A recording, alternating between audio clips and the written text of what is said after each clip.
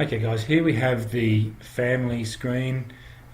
See, that's us, happy family. You can't quite see little George there, he was only a new baby in that photo, but nonetheless. And what we have here is each of the children here, Ben and Charlotte, some sort of description of where their account or where their goals are at. So we've got currently Ben's goals total $150, he's got $135 to put towards that. Some sort of indicator there as to how close he is to some or all of his goals, and the same with Charlotte. For the demo, we're going to be focusing on Ben. Ben is 5, and we're going to take the scenario that we are in a store, and Ben, even though he's got his goals, he's found his transformer and is saying, "Dad, I'd like to buy this transformer."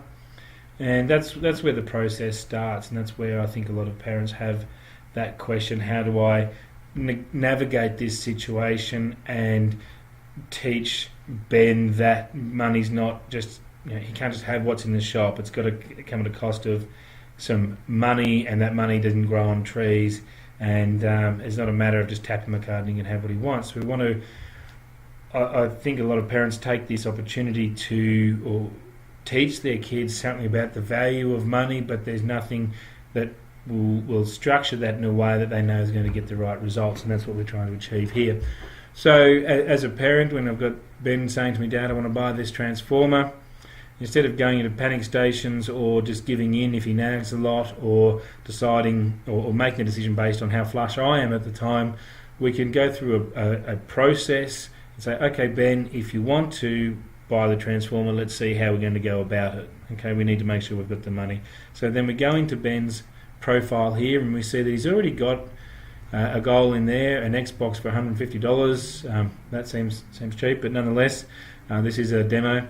So, and he's, over the course of whatever time period, he's amassed $100 to put towards that, and as you can see, he's got $35 in the bank account there, and he's got that in savings, and that's where I can reward him for keeping that money in savings with some sort of notional interest.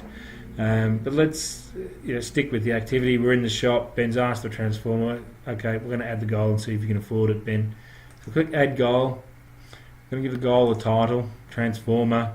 It's $50, and we're going to give it a photo so that we can remember the moment. Look, there's Optimus Prime. Who doesn't want Optimus Prime? So we'll take a photo of Optimus Prime. It would be nice in this instance to be able to scan the barcode or something like that to get some accuracy there. But from an MVP perspective, we'll just take a photo. It's easy to activate the camera. Click on it, and there we are. We have his goal added to his list. Ben's got $35 in his little account here, and he's quite keen to get a transformer. So okay, Ben, let's allocate what you've got to it. So we just click along here. The bar graph comes up. And he's going, right, look, there we go.